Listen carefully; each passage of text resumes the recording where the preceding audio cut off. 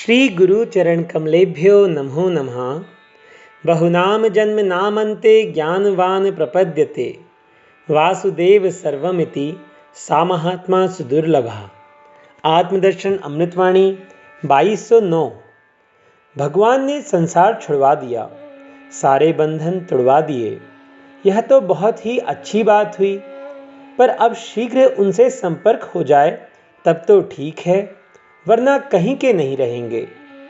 पर ऐसा विश्वास होना चाहिए कि जब संसार छूट गया है तो आगे बचा ही क्या है जिसे हम अपना कहें। तो अब हमें कहें या ना कहें, या माने या ना माने, पर परमात्मा तो हमारे ही हो गए। किसी न किसी का तो प्राणी होता ही है, चाहे संसार का हो चाहे भगवान का। वाणी 2210। इंसान चलता है जमीन पर, वृक्ष जमीन में ही उगते हैं, खेती जमीन में होती है, पहाड़ नदियाँ नगर मंदिर मस्जिद सब जमीन पर होते हैं। सारी प्रकृति का खेल जमीन पर ही हो रहा है, और ऊपर चंद्र सूर्य अपनी शक्ति से तेज से प्रकृति को क्रियान्वित होने को शक्ति देने वाले हैं। इस तरह से ब्रह्मांड की शक्ति का निमित्त एक परमात्मा ही है। वाणी 2211। जब शरीर को बीमारी लगती है तो पृथ्वी से ही औषधि मिलती है, जब भूख लगती है तो पृथ्वी से ही भोजन मिलता है। लोहा सोना चांदी आदि सब पृथ्वी से मिलते हैं। जितनी भी वस्तुएं हैं, इन सब में परमात्मा की शक्ति समाई हुई है। परमात्मा से ही जुड़ाव और परमात्मा से शरीर की रक्षक पोषक चीज़ें निर्मित हैं। वाणी 2212। हम सोचते हैं कुछ परमात्मा ने तैयार कर दिया है और कुछ हमने अपनी शक्ति बुद्धि से तैयार किया है, पर सब कुछ तो परमात्मा के द्वारा ही निर्मित है। मनुष्य तो प्रकृति का दोहन करता है, एक दूसरे अवयव का मिश्रण करते करते तीसरी नई चीज परिवर्तन के तौर पर तैयार हो जाती है। इससे आगे कुछ नहीं। कोई कुछ कर पाएगा, किसी में सामर्थ्य है नहीं जो सूर्य चंद्र को अपनी स्थिति से 1 इंच भी इधर उधर सरका सके।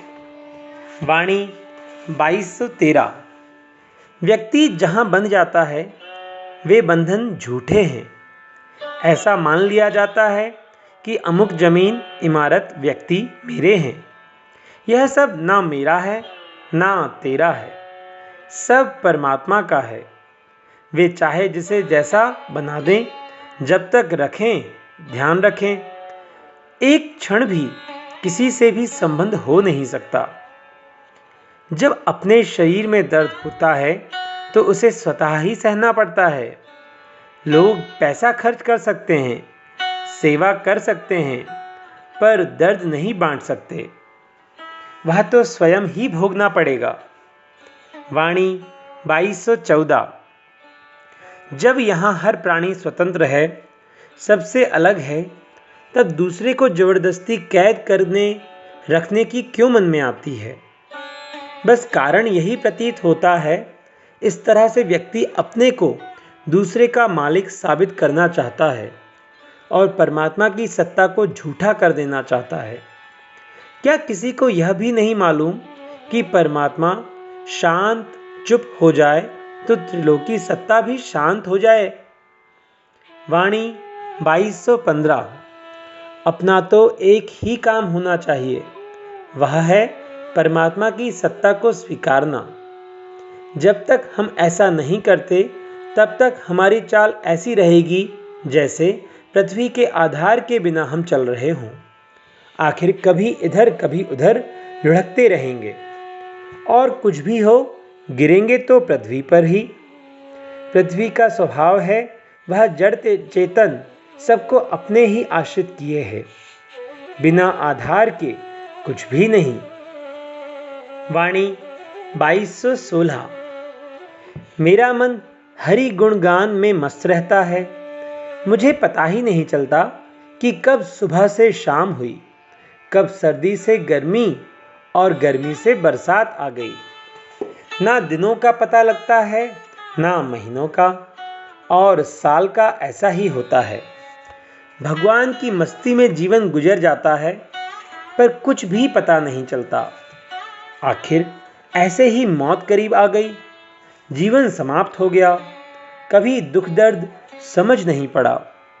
यही तो परमात्मा के संग होने का प्रभाव है। सब लोग मिलकर परमात्मा की केवल एक ही कामना करें कि हे प्रभु, हमें तो आपका ही संग चाहिए।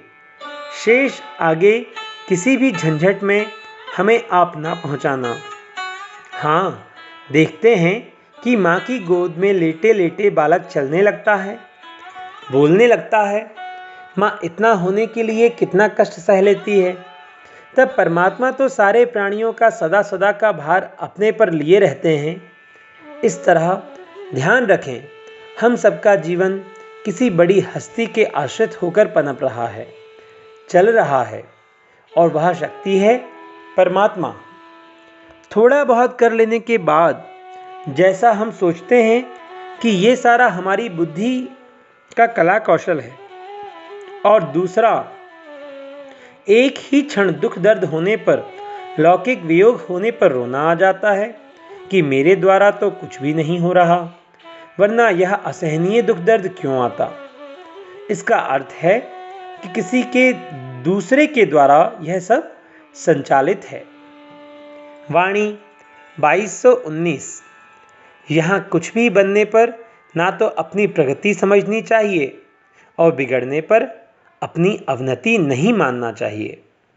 यहाँ प्रगति और अवनति कुछ भी नहीं हो रही। सब प्रकृति का खेल हो रहा है, और परमात्मा दूर से इस खेल को देख रहा है।